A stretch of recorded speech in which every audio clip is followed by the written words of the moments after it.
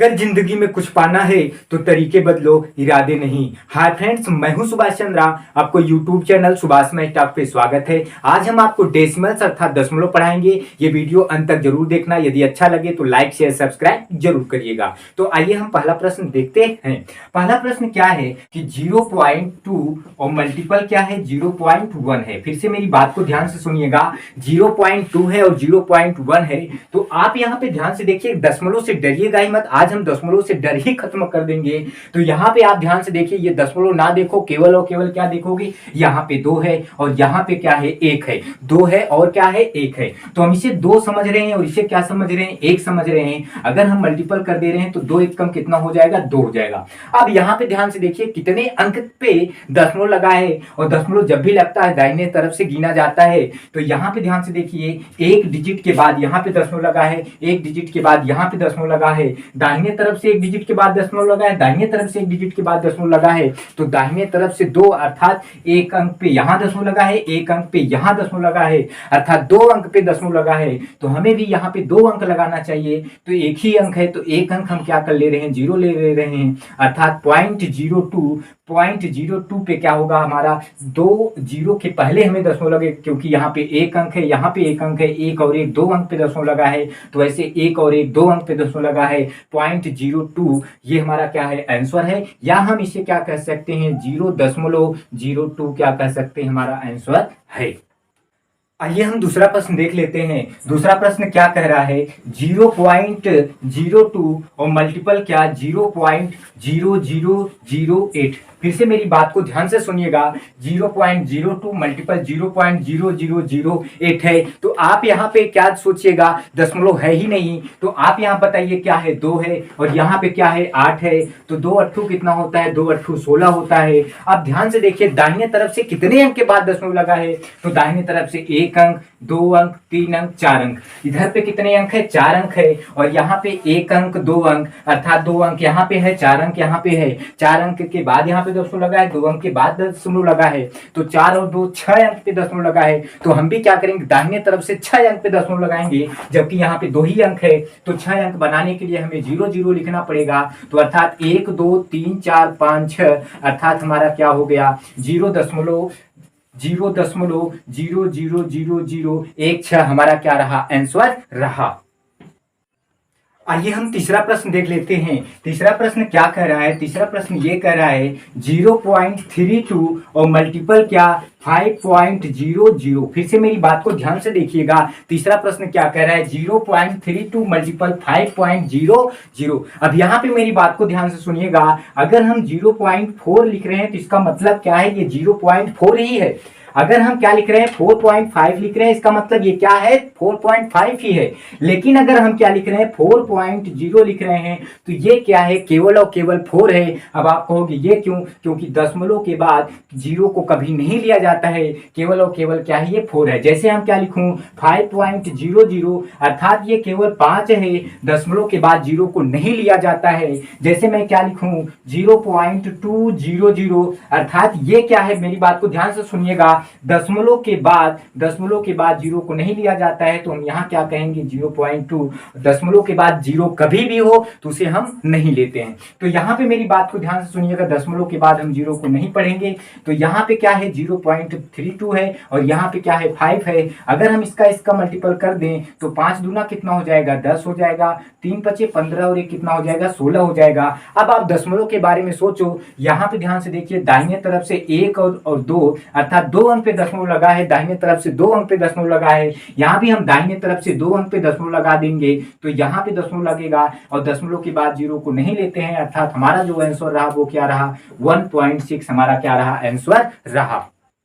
हमारा अगला प्रश्न क्या है, हमारा अगला प्रश्न यह है 4.5 और मल्टीपल क्या, 0.200। हमारा प्रश्न क्या है, 4.5 मल्टीपल 0.200। अभी हमने आपको बताया कि दशमलव के बाद कभी भी जीरो दिखे, दशमलव के बाद अगर अंक दिख रहा है तो वो मान्य है, लेकिन दशमलव के बाद अगर जीरो दिख रहा है तो उसको मान्य नहीं है। तो हमारा ये क्या है, ये 4.5 है और यहाँ पे क्या है 0.2 है। अब हमें दशमलव के बारे में नहीं सोचना है। यहाँ पे क्या है 45 है और यहाँ पे क्या है 2 समझो, तो 45 दूना कितना हो जाएगा 90 हो जाएगा। अब यहाँ पे ध्यान से देखिए, अब दशमलव के बारे में सोचेंगे, दाहिने तरफ से एक अंक पे दशमलव लगा है और दाहिने तरफ से यहाँ पे भी एक अंक पे दशमलव लगा है, अर्थात एक और एक 2 अंक पे दशमलव लगा है। तो हम भी क्या करेंगे, एक और एक 2 अंक पे दशमलव लगाएंगे तो यहाँ होगा, और दशमलव के बाद जीरो नहीं लिया जाता है। तो हमारा आंसर क्या होगा 0.9 होगा, या पॉइंट क्या होगा 9 होगा, हमारा क्या होगा आंसर होगा।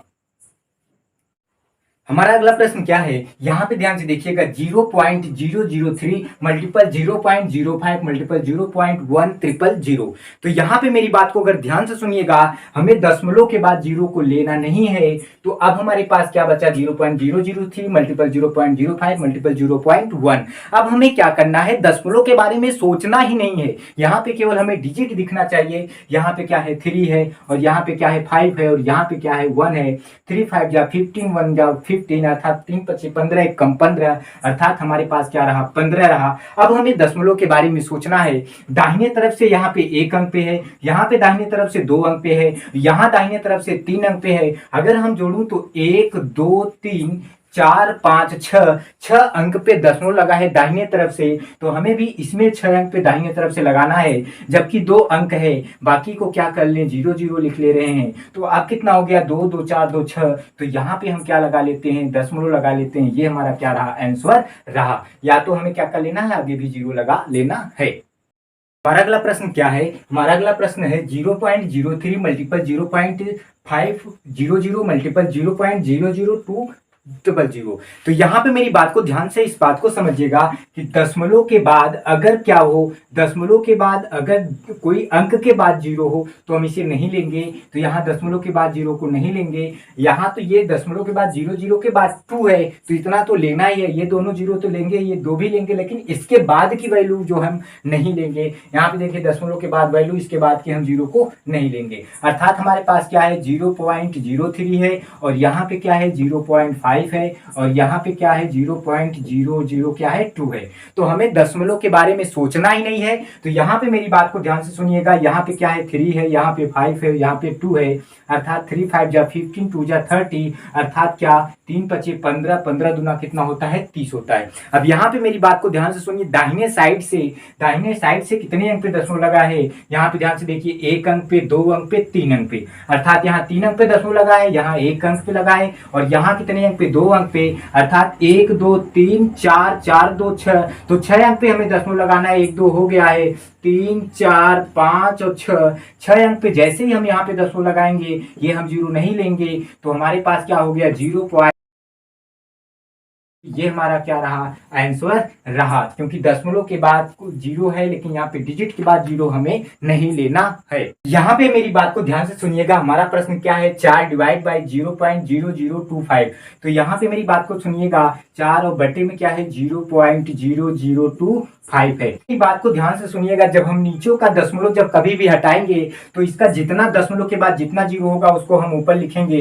तो दशमलव ये हम हटा रहे हैं, तो दशमलव के बाद 1 2 3 4 डिजिट है, तो 4 हम जीरो कहाँ लिखेंगे, ऊपर लिखेंगे। 4 जीरो हम कहाँ लिखेंगे, ऊपर लिखेंगे। फिर से मेरी बात को ध्यान से सुनिए, अगर यही दशमलव ऊपर होता तो हम उसका दशमलव हटाने के बाद नीचे जीरो लिखते, और यहाँ नीचे दशमलव है तो ये दशमलव हटाने के बाद जो 4 जीरो हो रहा है इसको हम कहाँ लिखेंगे, ऊपर लिखेंगे। तो यहाँ पे मेरी बात को ध्यान से सुनिएगा, अब ये रहा 25 और 25 चौकुआ कितना होता है 100, यहाँ पे 0 0 4 चौकुआ कितना होता है 16 और ये बाकी 2 जीरो, अर्थात हमारा जो आंसर रहा वो कितना रहा 1600 रहा। तो यहाँ पे मेरी बात को ध्यान से सुनिएगा, ये हमारा प्रश्न है।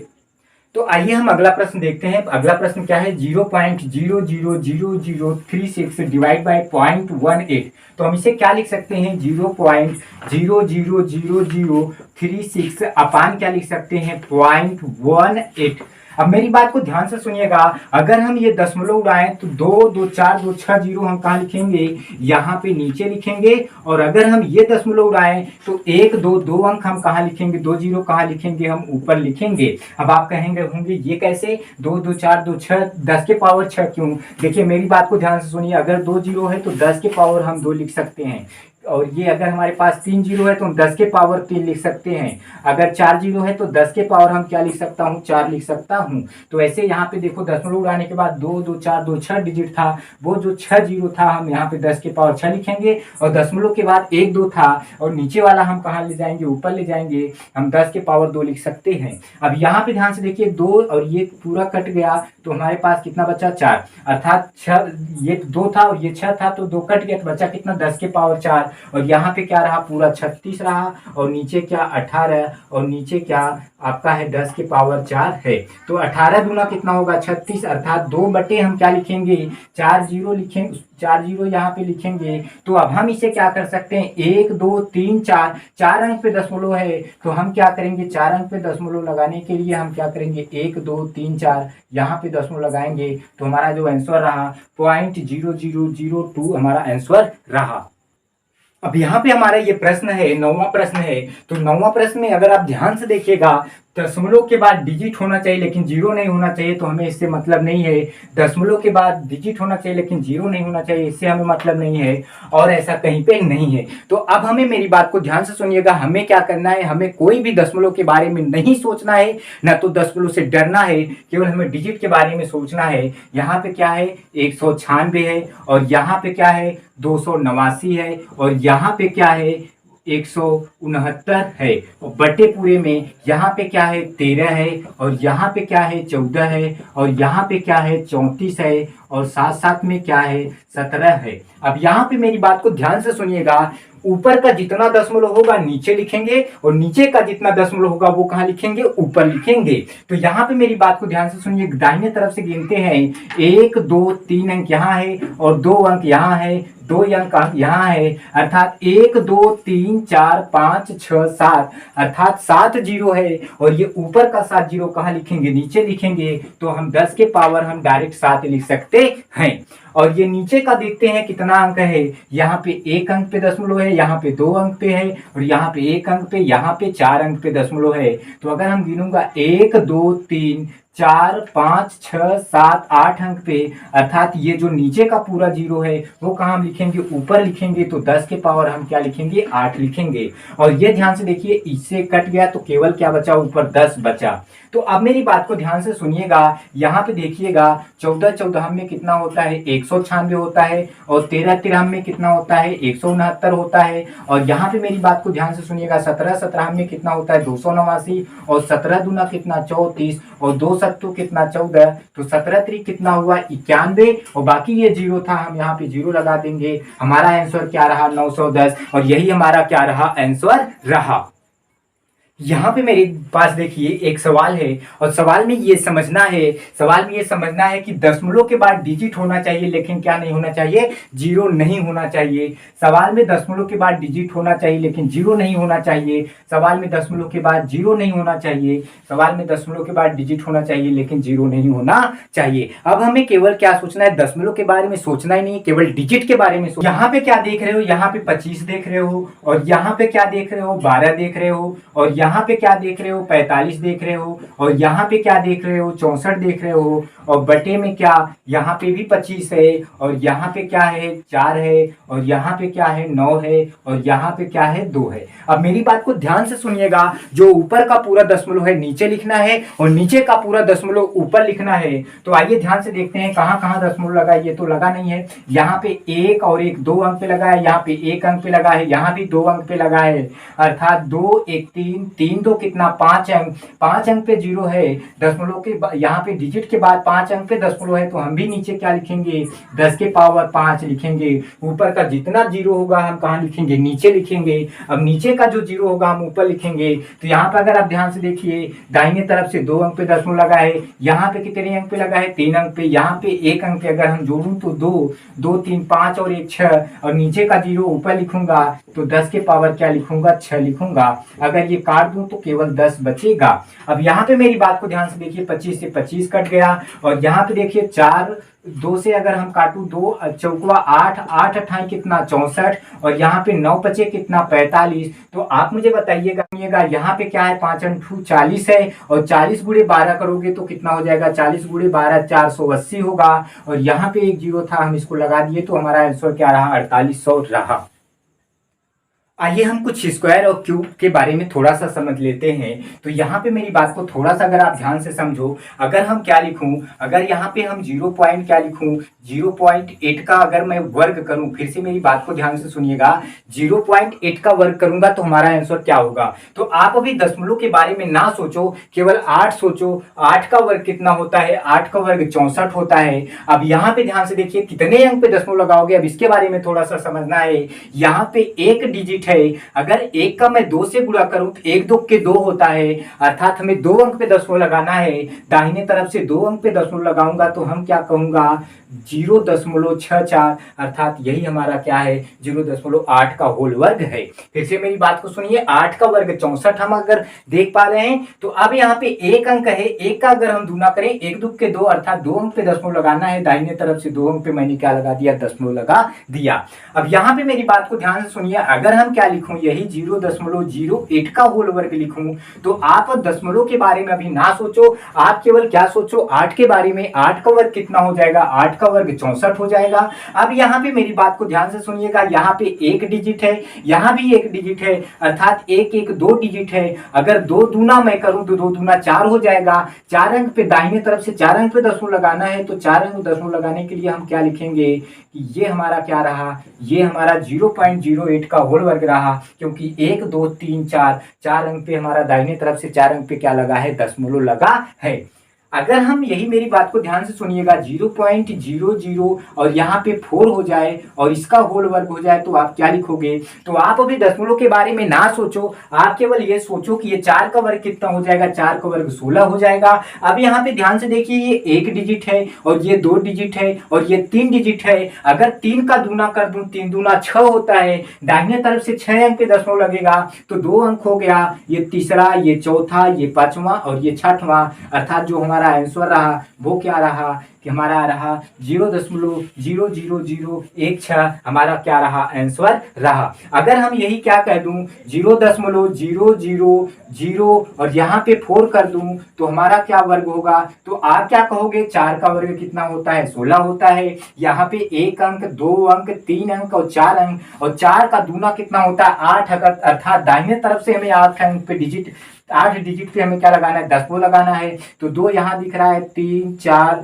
5 6 7 और 8, यहाँ पे हम दशमलव लगाएंगे। हमारा आंसर क्या रहा 0.00000016 हमारा क्या रहा आंसर रहा। आइए अब हम थोड़ा सा क्यूब के बारे में भी सोच लेते हैं। अब क्यूब के बारे में क्या सोचें, मेरी बात को ध्यान से सुनिएगा। अगर हम 0.2 का होल क्यूब करूं तो इसका आंसर क्या होगा। अगर हम 0.2 का होल क्यूब करूं तो इसका आंसर क्या होगा। आप हमें बताइए, 2 का पहाड़ा 3 बार पढ़िए, आप दशमलव के बारे में ना सोचो। 2 दूना 4 दूना 8 होता है, अर्थात हमने क्या लिखा यहाँ पे 8 लिख लिया। अब हमें दशमलव के बारे में सोचना चाहिए। यहाँ पे ध्यान से देखिए दाहिने तरफ से कितने अंक पे दशमलव लगा है 1 अंक पे, अर्थात कितने अंक पे लगा है 1 अंक पे। यहाँ पे कितना अंक है 1 अंक है। 1 तिहैया कितना होता है 1 तिहैया 3 होता है, तो दाहिने तरफ से 3 अंक पे दशमलव लगाना है। तो 1 अंक यहाँ रहा 2 और 3, अर्थात हमारा जो आंसर रहा वो क्या रहा 0.008, अर्थात 0.2 का क्यूब क्या रहा 0.008 रहा। अगर यही मुझे ध्यान से मेरी बात को ध्यान से सुनिएगा, अगर हमें इसका क्यूब करना है 0.002 का होल क्यूब करना है तो आपको कुछ नहीं सोचना है, दशमलव अभी भूल जाना है। 2 का क्यूब कितना होता है? 2 का क्यूब 8 होता है। अब यहाँ पे हमें अब दशमलव के बारे में सोचना चाहिए। दाहिने तरफ से 2 अंक पे दशमलव लगा है, 2 अंक पे लगा है तो 1 और 1 2 और 2 तिया कितना होता है? 6 होता है। तो हमें 6 अंक पे दशमलव लगा देनी चाहिए। तो यहाँ पे मेरी बात को ध्यान से सुनिएगा, ये 2 2 4 2 6 अंक रहा, अर्थात हम क्या कह सकता हूँ 0.00008 हमारा क्या रहा? आंसर रहा। अगर यहाँ पे मेरी बात को ध्यान से सुनिएगा, यहाँ पे मैं क्या कर दूं 0.003 का होल क्यूब कर दूं तो आप हमें बताइए, अभी हम दशमलव के बारे में नहीं सोचेंगे। 3 का क्यूब कितना होता है? 3 त्रिक का 9 त्रिक 27 होता है। तो 3 का क्यूब जो होता है वो कितना होता है? 27 होता है। अब हमें क्या करना है, यहाँ पे दाहिने तरफ से देखिए 1 अंक और ये 2 अंक और ये 3 अंक, दाहिने तरफ से 3 अंक, तो 3 तिया कितना होता है? 9 होता है। तो दाहिने तरफ से 9 अंक पे दशमलव लगाएंगे तो 1 2 3 4 5 6 7 8 9, अर्थात 9 अंक पे हमने क्या लगा दिया? दशमलव लगा दिया। हमारा ये क्या रहा? 0.003 का होल क्यूब रहा। हम इस टाइप का प्रश्न देख लेते हैं। आइए ध्यान से देखते हैं, इस टाइप का अब हमारे पास क्या हो गया? प्रश्न हो गया। अब इसको हम जल्द ही सॉल्व करेंगे बिना दशमलव के डरे ही। तो यहाँ पे मेरी बात को ध्यान से सुनिएगा, ये क्या है? आप दशमलव के बारे में ना सोचो। ये क्या है? 2 का वर्ग, और 2 का वर्ग कितना हो जाएगा? 4 हो जाएगा। अभी हमने बताया कि वर्ग करना कैसे आना चाहिए। तो यहाँ पे ध्यान से देखिए, दाहिने तरफ से 1 अंक है और ये क्या है? 2 अंक है। दाहिने तरफ से 2 अंक के बाद दशमलव लगा है तो 2 का दूना कितना हो जाएगा? 2 दूना कितना हो जाएगा? 4, अर्थात दाहिने तरफ से 4 अंक पे हमें क्या लगा देना चाहिए? दाहिने तरफ से 4 अंक पे हमें क्या लगा देना चाहिए? दशमलव लगा देना चाहिए। ध्यान से सुनिएगा, ये 4 का क्यूब कितना होगा? 4 चौकुआ 16 चौकुआ 64 होगा। तो हमने क्या लिख दिया? 64 लिख दिया। अब यहाँ पे थोड़ा सा अब हमें ये सोचना चाहिए कि दाहिने तरफ से कितने अंक पे दशमलव लगा है? 1 अंक पे, तो 1 तिहाई कितना होगा? 3 होगा। तो हमें दाहिने तरफ से 3 अंक पे दशमलव लगाना है, तो यहाँ हम दाहिने तरफ से क्या लगा दिए? 3 अंक पे दशमलव लगा दिए। और ऊपर क्या रहा? 45 रहा। और बटे क्या? बटे यहाँ पे ध्यान से देखिए 0.05 और मल्टीपल 0.00003 और मल्टीपल 0.08। तो यहाँ पे अब आप दशमलव के बारे में फिर ना सोचो। अब आप क्या करोगे? ऊपर का 4 और इसके बाद 64, इसके बाद क्या? 45 और पूरे के बटे कितना? 5 और गुणे कितना? 3 गुणे कितना? 8। ऊपर का जितना दशमलव है नीचे, और नीचे का ऊपर का जितना दशमलव है उसका जो 0 आएगा वो नीचे, और नीचे का जो 0 होगा वो कहाँ लिखेंगे? ऊपर लिखेंगे। तो यहाँ पे ध्यान से देखिए, दाहिने तरफ से 1 2 3 और यहाँ पे दाहिने तरफ से 1 2 3 4, तो अर्थात 3 और 4 7 होता है। 7 जो 0 ऊपर है वो हम कहाँ लिखेंगे? नीचे, अर्थात हम 10 के पावर क्या लिखेंगे? 7। अब नीचे ध्यान से देखिएगा, दाहिने तरफ से 1 और 2 और यहाँ पे कितने अंक है? यहाँ पे 5 अंक है दाहिने तरफ से, यहाँ पे 2 अंक है। तो अर्थात 2 और 2 कितना? 4 और 4 5 कितना होगा? 9, अर्थात 10 के पावर का 9। ये जो 9 0 नीचे है हम इसको कहाँ लिख दिया? ऊपर लिख दिया, जो यहाँ पे। अब यहाँ पे ध्यान से देखिए, अगर हम 10 के पावर 7 को 10 के पावर 9 से काट दें तो 10 के पावर क्या बचेगा? 2 बचेगा, क्योंकि 7 0 यहाँ कट गया तो 2 ही बचा। अब यहाँ पे ध्यान से देखिए, ये जो रहा 5 निया कितना होता है? 45 होता है। 8 अठाई कितना होता है? 64 होता है। और 3 त्रिका कितना होता है? 9 होता है। तो हम क्या कहूंगा? यहाँ पे देखिए 3 चौकुआ 12 और 12 अट्ठू कितना होगा? 96। 96 यहाँ पे लिखा, बाकी 2 0 यहाँ था तो 2 0 यहाँ उतार दूंगा, अर्थात हमारा जो आंसर रहा 3 चौकुआ 12 अट्ठू 96 और बाकी ये 2 0 हमने क्या कर दिया? लिख दिया। हमारा आंसर रहा 96।